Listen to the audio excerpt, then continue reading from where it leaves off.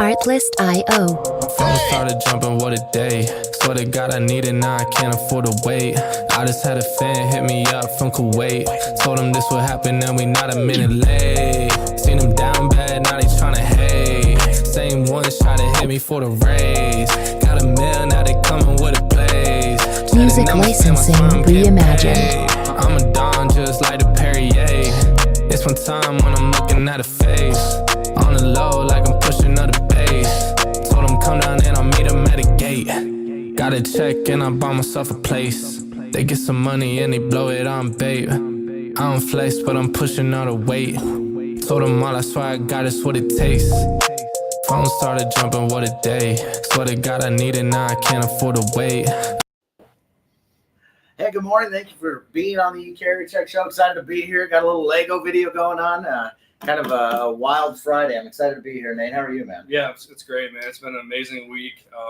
Got to connect with quite a bit of freight brokers this week, actually, and just talk sales, man. Yeah. So everything's sales, since 6 months ago. You know what I mean? It's just where we're at.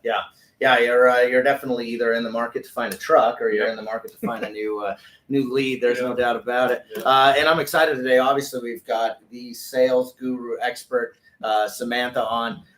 Samantha, thank you for being on the show today. We are excited to have you on. Absolutely. Thanks, guys. I have to ask though, did you make the Legos yourself, or are you going to take credit for that? I wish we could say yes. So, actually, well, the song is by a guy in Omaha. So shout out to Dick. Yeah, shout out to this cat. He's got I like his spirit. But we had a guy Fiverr actually make that video for us. So it's Nate and I in the truck. I don't know if you could tell. Actually, now that you say that, yes, I see it. Yeah, we're just loading the truck and going. Yeah. We're running down the road. It don't matter. Awesome. I got to tell you. So when I used to work for an LTL company, I was at her Omaha company, or Omaha terminal, and they let me drive the Hostler truck around. Oh, no.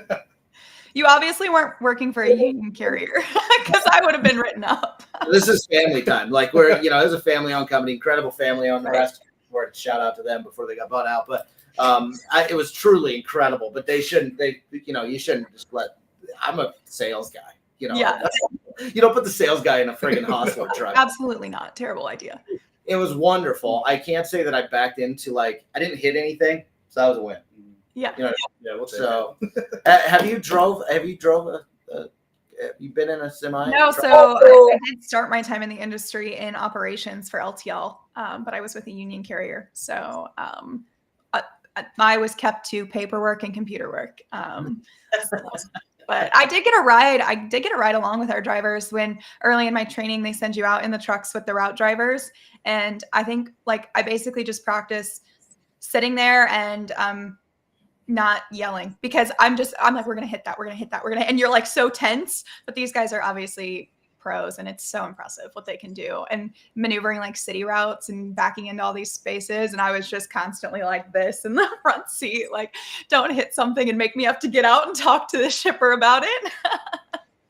Never did. That's the worst, right? I don't know how many we had a carrier or one of our drivers. I can't remember. He backed into something. I think he hit a sign or something on the way in or out. Yeah. And it's up to the sales guy to go kind of clean up the situation, right? Exactly. What a mess. I love that. So we're talking sales today. We got Samantha Jones on with SJ Consulting. Excited to talk about your new adventure and what you're doing. On your LinkedIn profile, you talk about sustainable revenue. We're just going to kick it off here and talk about, let's talk about sales. 2023 was tough in sales, right? Yeah. The crowded pipeline, and so I'd love for you to bring some value on, just how do you find sustainable revenue? What is sustainable revenue? And kind of talk through that and start our sales conversation. Yeah. Love to get a little bit of background on myself as well, because I think one of the first things I tell people when I talk about sales and when I'm out here giving sales advice or tips or anything like that is that I was a seller. I've been an independent contributor and a seller for the last 5 years in brokerage. And so I'm not, 10 years removed from having to go through the daily grind. I was a co-founder of a brokerage startup we actually like launched to market in January of 23. So when you say 23 for sales was tough, I know. I was the only seller, scaling a startup brokerage in 2023. And so I was in that daily grind every day. Now I had years of experience backing me, and I was already pretty comfortable with my methods and what I did. And I had a brand that I had been building. And so we were able to see success. And that's another thing too, is, growing millions of dollars of contractual business in just 3 to 6 months. And by the time, we were running into September of 23, we were running about $3 to $4 million a month. And so there's opportunity out there. And I just think that there's a lot of negativity right now around sales, obviously, but in completing that project with that brokerage and transitioning out, I originally thought, hey, I'm going to go do this again, work with them, help them scale. And then I kind of just thought, hey, why just one? If I can make myself available from a consulting standpoint, then I'm able to make a lot bigger impact and help a lot more companies. I already have several companies asking me for some of my time or engaging with me. And so that's the decision I made back in September, was to start my own consulting company. And really it's focused on improving sales.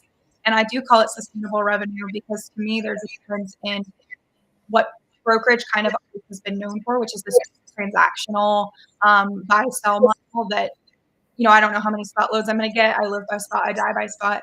And I really push a lot of my clients, both carriers and brokers, to think more about relationships, to think more about what that revenue looks like in 2 months and 6 months in a year, in year 2. And to also not be afraid to push into contract freight as opposed to just that spot style freight. We can maybe jump into that, but I think that like the dynamics of spot freight is changing a lot. And we saw like the closure, obviously, of Convoy. Uber had to kind of pivot, and they were really coming in to attack the spot transactional space. But even the effects of those businesses remain, in that people are now addressing this transactional business a lot differently than they were 3 to 5 years ago. And so I want to make sure that my broker clients are positioning themselves to be diversified, not just in industry verticals, like we think manufacturing versus this, but also in contracted and spot spaces, and understanding how to approach both of those effectively from a sales standpoint. Yeah, I love that. That's just, there was a lot to unpack right there. Let's do it. Let's unpack it. I mean, that's super good. I think a lot of people, in our space, we work with a lot of newer brokers, newer carriers even, and they don't necessarily know how to get into contract. They're just dealing with boards or dealing with those spot loads that get emailed out to 45 brokers. Right. Honestly, how, from the easiest standpoint, how do you get into, or how does the conversation go to get into a contract? Where does that go? Yeah, 2 things. I mean, number one, the conversation is different immediately out of the gate, right? So when you're calling someone saying, hey, do you have any loads this week? Or let me, I'd love to see if I can get access to your spot board, or like any of those types of conversations immediately put you into a transactional bucket. And so trying to approach people out of the gate more with a request to say, hey, I'd like to have a meeting to better understand your network and see if it aligns with mine and what I'm doing. I saw that you're in this industry. I'm currently running freight for these people. And like, it's an immediate, there's a different feel to it when you're prospecting into this, because you're trying to understand more, learn more, and find fits. And in contractual freight, it is about finding fits. The luxury of a broker is the flexibility to go out and find capacity in pretty much any market. In a spot market, doesn't mean you're always going to be competitive, right? So there's still some competition there. But contracted freight's a lot different, because you need to be confident in your ability to source a carrier at the rate you're presenting for 3, 6, and 12 months. And so you do need to be more intentional. And for that, no matter how small my broker clients are, especially like my one-man shows, I encourage them to spend and devote just as much time to their carrier side of selling as they do to shippers. And that's my number one piece of advice for any broker, is to work backwards from your capacity. So if you're building relationships with carriers and you're understanding their strengths, where they're running, where they have availability, and then you're going to strategically sell backwards into a metro or an industry where that they would fit, then you really are coming more with like that confidence to be able to take on that contractual freight. Because if they were to award you something, you have a handful of carriers that are going to be prepared to take that for you. And you understand where their pricing is at, and you understand what their availability looks like. And so you kind of just become an extension of the carriers. And that's, I think, a beautiful way that like small brokers can help smaller carriers, right? Because small carriers have the same struggles that brokers do in not being able to access a lot of the contracted freight direct. And unfortunately for them, not having the flexibility either. Because if you could just get your committed carriers on 70 to 80% of that contracted lane, and they don't always have the equipment positioned or something happens, you're a broker. And that's what you do. You push that 20% into the spot market, you get it covered, you have a backup carrier. And so there's so many beautiful synergies that can happen when the brokers and the carriers start building those relationships. And then the brokers start looking at themselves as an extension of that carrier sales team and trying to push that back to the shippers. Not to mention, it's a whole lot easier to sell to a shipper when you truly have capacity behind you and some trucks in hand that you can speak to and speak to their availability. And that sale allows you to be more specific and believable too, and open those doors for more contracted opportunities as opposed to the transactional. Yeah, absolutely. Yeah, we're talking expert level this one. Yeah, we're taking it expert. straight. We're definitely hitting the Madden level. Yeah. So if you guys have any questions or anything we can kind of refer back to, definitely drop them in the comment box. Charles Mundy, thanks for being here, brother. Good to see you. Obviously, like I said, we're talking expert level. As someone that struggles, like I hear phone calls every day from freight brokers. It's nonstop. And the one thing I hear is they're struggling having those conversations. Now you're talking contracts. I don't really hear a lot of new freight brokers like jumping into that right away. Right. But what are some advice for those newer freight brokers? And what are some of the challenges that you're seeing, and what are some tools that they can kind of utilize to overcome those challenges? Yeah, so I really want to encourage people who are maybe newer to the industry or starting in the brokerage space, and you're smaller, and you probably the first thing you do is you get set up on DAT, right? And you start trying to cover freight through DAT. Like, I also need to kind of preface this with like, it is a different kind of interaction that you will have with spot board carriers than with what a lot of carriers out there can offer you. There are plenty of 10, 20, 30, 50, even 150 truck fleets out there that still need brokers to function, but aren't throwing their carriers all over the DAT boards, right? So there's plenty of capacity out there that's hidden or could be used better, but they end up in DAT on those one-offs. So like trying to find those guys, pick up the phone and call them and have conversations, asking them more about their business and understanding if there's some receptivity to being able to work with you if you were able to find them those repetitive lanes. Like, I just want to encourage people to not get caught up in this transactional I'm trying not to cuss here, but like, I don't have a lot of positive words for some of the interactions that go down on DAT. Like, I've seen it, which is funny because prior to building a startup brokerage, I was always on the sales side. And like, I had an idea of how we did operations, but I didn't like sit in the day-to-day. When you start a brokerage and you have just, 3 to 5 employees starting out, I heard all the day-to-day, right? I was involved in the day-to-day. And I was just constantly amazed at the types of conversations that are coming off of those like DAT transactions. And when you can, then when we did a lot of sourcing, like I said, talking to carriers, when you can get like the VP, the owner of a 10 truck, 30 truck, 50 truck fleet on the phone, it's such a refreshing conversation to have. And it just gives you like a little more hope in our industry and the types of relationships that can be fostered. So number one is just don't think that this whole industry is limited to what you experience in a transactional DAT relationship. And so then start leaning into those relationships. And then from a sales side, there is some validity in like you got to kind of start small, right? Like understanding where we're at and getting a handle on growing some revenue and growing some business. But I also want to encourage people to think like, what are your goals and what are your aspirations? If you want to be like a $1 million brokerage, like, and that's your goal, then perfect. That's great. If you want to be a $40 million, $50 million brokerage in a couple of years, you need to kind of start figuring out what does it take to be there and start speaking like you're already there now. And that was a big thing that I learned growing the startup brokerage is that I already knew what I wanted it to be. And we already knew what we were capable of, what our people were capable of, and like the skill sets that I had and that we possessed to run the contractual freight and to run in certain industries. And so we just came out of the gate hard, like talking about that and pushing for that. And that's what we were able to bring to life and to actually turn into relationships and contracts because we approached it that way. So challenge yourself to think like, where do I want to be and how do I start selling to that now? Because a lot of people will get stuck in that. I have to grow. I have to wait till I'm 2 years old or till I'm $1 million before I can. No, you're 3 years in, right? And you've kind of been doing the same thing for a few years. So thinking bigger and like figuring out how you attack that, which is also a lot of what I do and in the messaging that you're putting out there to people from a consulting side. Yeah, for sure. Yeah. You know, a couple of things too that I take away from those phone calls. It's freight broker anxiety. That's a true thing. Oh yeah. And you know, nothing's going to happen overnight, right? So you got to really invest and just like you said, write down your goals and how do we get there, right? Lamar, what's going on, brother? You know, Samantha talks about work ethic. Brokers struggle with this as working from home. It has its demons. Oh my gosh, it does. Isn't that the truth?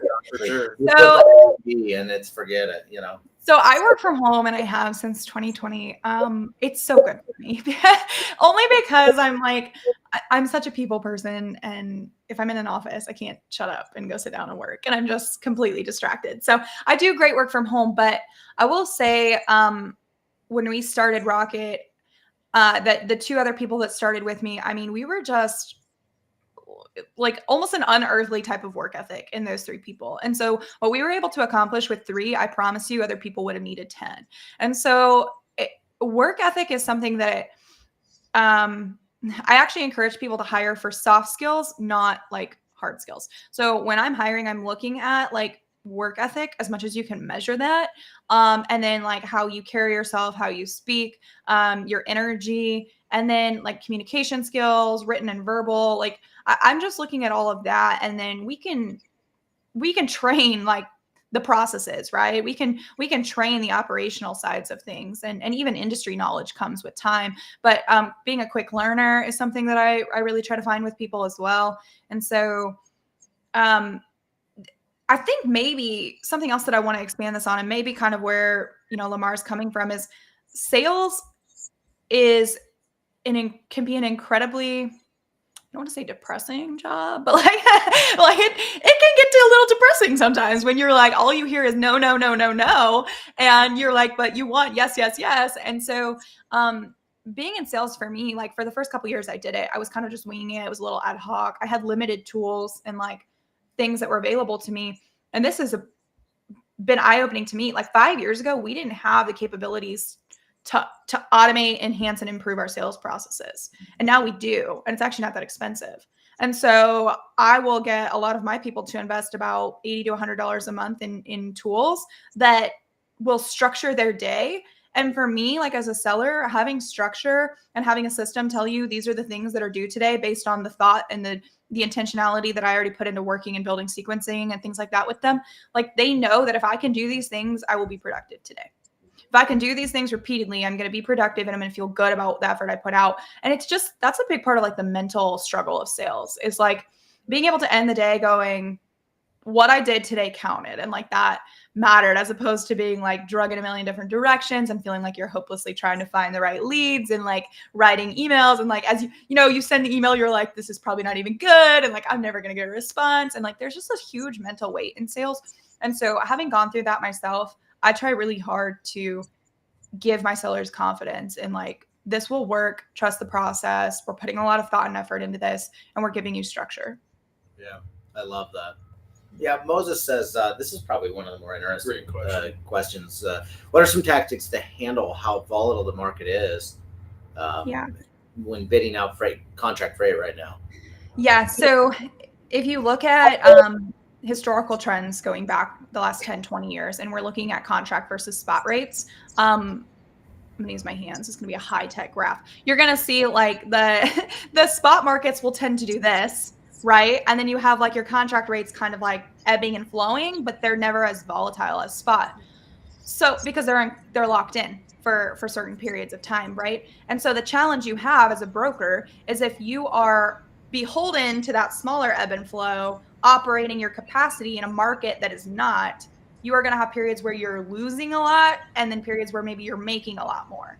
And so a lot of brokers live in that space. And at the end of the day, you hope it all evens out, right? After the cycles are done, but it's not super comfortable when you're in the lows of those cycles.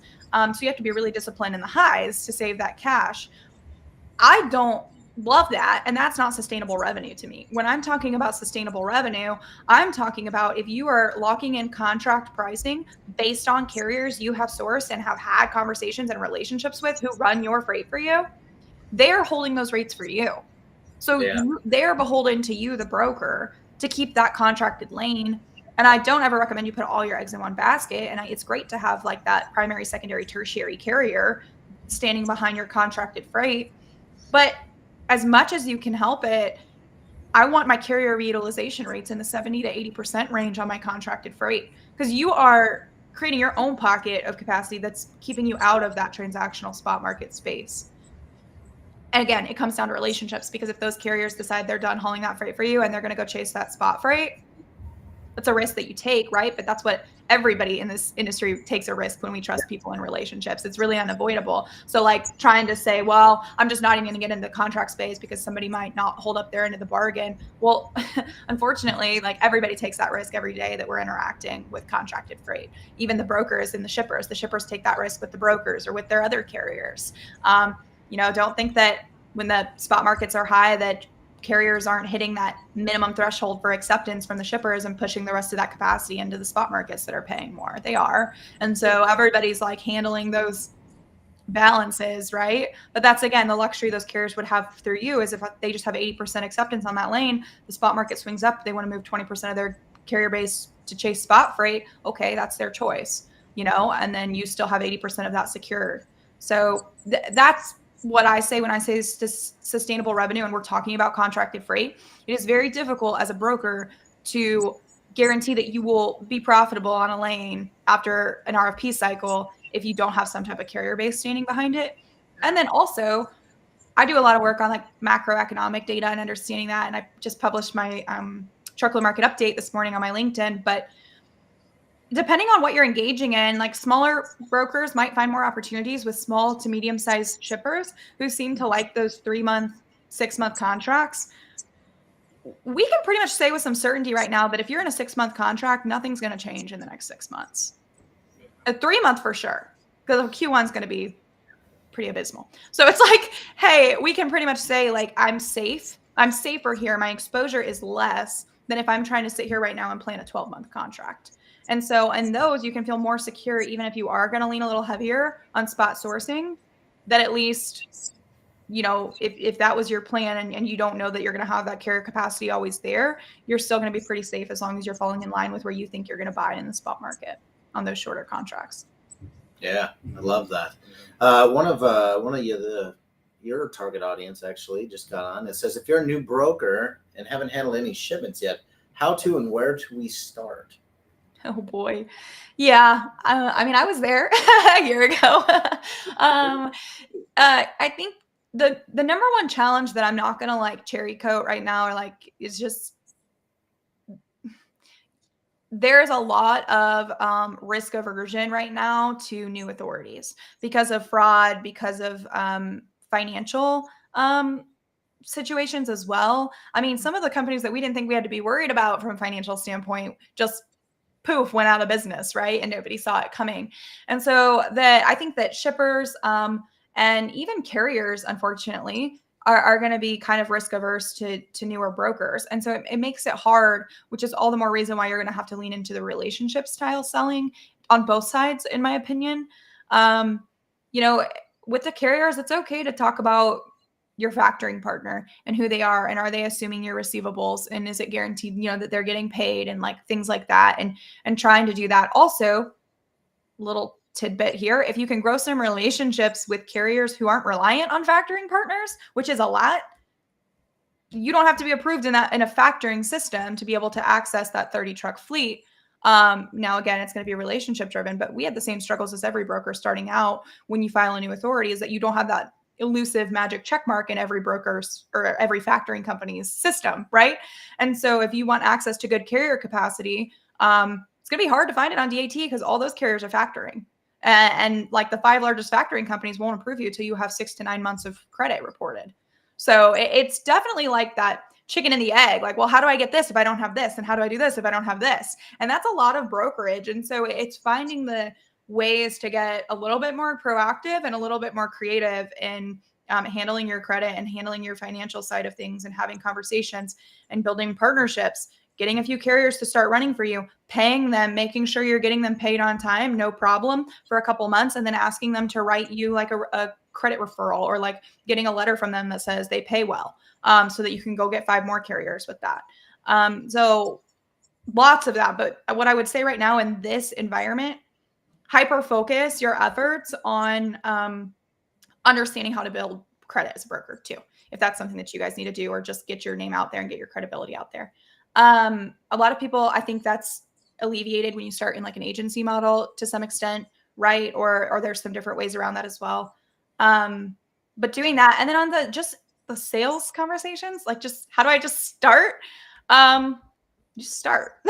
Like, it's not going to be great depending on if you've sold before or not, right? Like I found some emails once from like my first year in sales when I was like in year 3, and I almost like cried reading them. I was like, you sent that? Oh no. Like, it's hard, but like it's a learning process. And you know what, at the end of the day, I was still closing deals and I was still bringing in business. So obviously it still works. But having conversations, I would say keep an open mind when you're calling or approaching shippers. I actually, two bits of advice here. I did a survey with some shippers to see how do they want to be solicited, how do they want to be reached out to. You're going to find that your smaller guys want the phone calls, and once you get to a certain threshold, do not call them. Like, they will be mad. Like, and people are going to be like, "Oh, Samantha, no, I have great success on a cold call." That's a very small percentage of people will say that. And cold calling is an art and a science and a skill that not many people possess when you're talking to managers, directors, VPs, and C-suites. And so if you don't feel super confident in your cold calling abilities, let's stick with email or LinkedIn or something else that we can handle a little better. But just knowing the right ways to reach out to people, how to engage with them, how to be respectful, how to be open-minded is a really important part of sales. And then I also, last thing on this topic, don't put yourself in a box. If you don't know what you're going to do yet, and you don't know which direction you're going to go, why in the world would you say, I only exist to do flatbed freight, or I really only want to do reefer freight? Or like, if you're starting, I just tell my people, like, follow the money. Like, get out there and start working your butt off, and then seeing what sticks, and then start building off of it. Absolutely. And once you get your first 3 clients. So when I scaled Rocket, I came from a CPG background, heavy, dry goods, and we went to a couple trade shows related to food. And I would say like our first 6 customers came on with like refrigerated food. My other people on our team had experience in that. I didn't, but I was like, okay, this is obviously it now. So like, because it worked with the way we were sourcing carriers, with the conversations we had, I was changing my sales messaging to like targeting people doing refrigerated food. And we were leaning heavy into that because we obviously proved that it was working. And then I could say, hey, I work with XYZ company hauling their poultry. Like, can I also talk to you about yours? And so build off of that. But when you're starting, don't assume that like you know exactly what type of revenue you want, because you probably don't. It's like, you probably don't. Now, if you have 10 years of experience in flatbed and stuff, great. Sell the crap out of that and like lean into that. But don't like exclude the opportunity to try something different either. Yeah, don't limit yourself for Yeah, sure. absolutely. Another good question coming in from Sean Parker.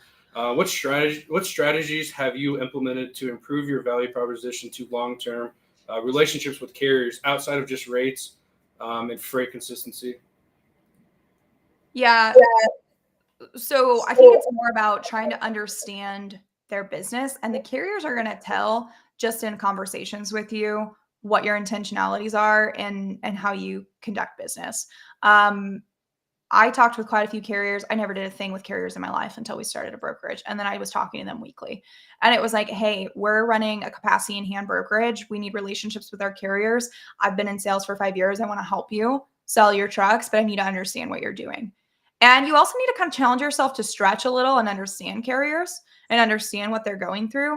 Are they running, sleepers or day caps?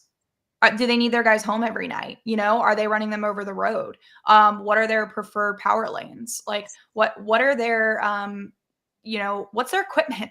They have new equipment or old equipment? They have new equipment. They're probably going to run at a higher rate per mile right now than some of your guys who had their stuff fully owned before what happened in the last few years happened. So many things are going to go into like their pricing models, what they need right now, where their trucks are able to run. Are your drivers W-2?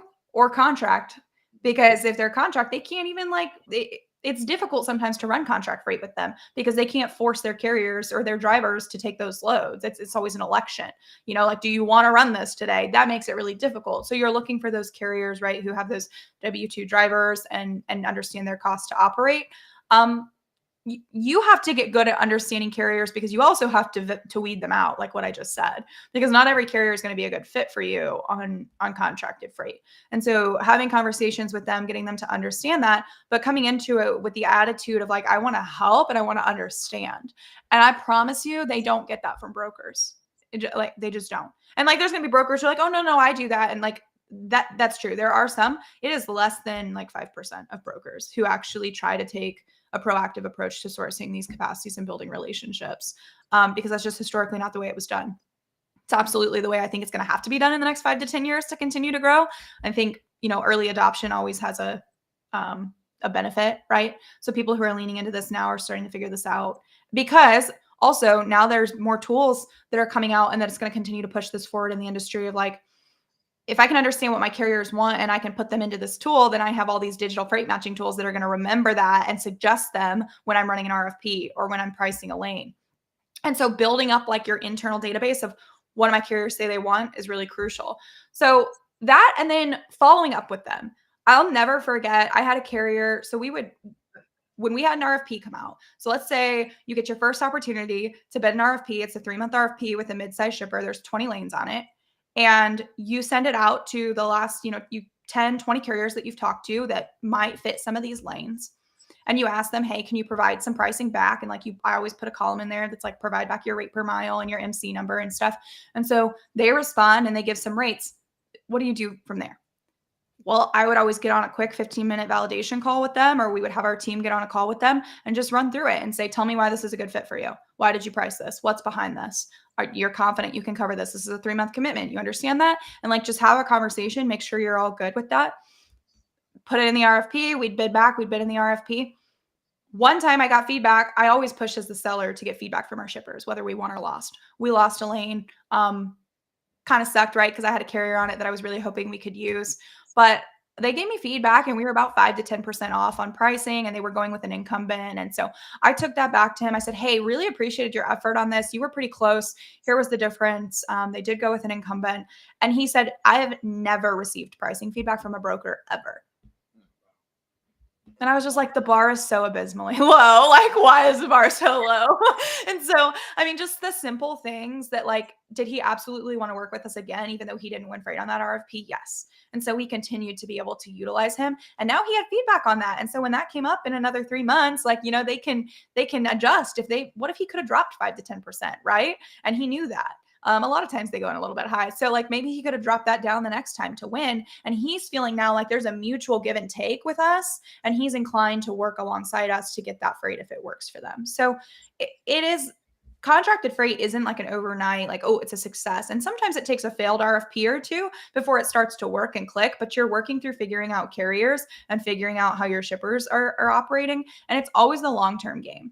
And so that's what I encourage people to is like, yes, we can supplement spot transactional business to keep our revenues coming in, but like, we're focused on also like I said, what do we want to be in 2, 3, 5 years? And how are we planning for those long-term partnerships? I love that. I want to pivot just a little bit here to, something that you put a lot of time and effort into, and I find very interesting. I had an opportunity to read your market update. Sure. Obviously 2024 is going to be a unique year. We got the election. We've got a lot going on. Give us a rundown on the market and where you see freight in the next 2 quarters, or even maybe industries that may be good to kind of run after from a sales perspective, things like that. Sure. Yeah. And so I do think that was like a aha moment for me a couple years ago was instead of just being like, oh, the market's changing. Okay. Like, I guess, something's happening, and like being reactive. I was like, why do we not know what's going to happen before it happens, at least to some extent? Or why are we surprised at certain things? Or like, why are we not, understanding that, hey, interest rates are at an all-time high, like mortgages are getting crushed. And so there's like construction in, is slowing down and has been slowing down. So therefore, probably going to see a weaker demand like we are right now for flatbed freight. And so if you're over leveraged in a flatbed space as a broker or a carrier, like you probably should have started pivoting sooner to like garden products or something like that that's going to hit in the spring, regardless of if there's construction going on or not, right? And something else, heavy equipment, machinery in certain manufacturing verticals that are going to be showing signs of promise in the next year. Agriculture manufacturing did pretty well in 2023, and paper manufacturing like plummeted. So if I would, depending on like what you're doing, trying to shift and be proactive and understand those changes is really important. So I look at macroeconomic data indicators to understand that. And saying macroeconomic gets like, economics are a little overwhelming to anybody, but like, especially like when you're new to starting that out. So I would say like, oh, start going and doing your research and understanding it. But honestly, the easier thing to say is like, hey, go follow my newsletter. And there's a couple other people who do really good work on it, and you don't need to do the work. Like, that's why we're doing it, right? Like I put, anywhere from 10 to 30 hours into putting these things together. And I know that like, y'all are hustlers. We don't have time to go out here and research things for 30 hours. So take advantage of the people who do that, and make that available to you, and start to like just consume as much information as you can in a realistic amount of time and understand what's going on in the industry around you.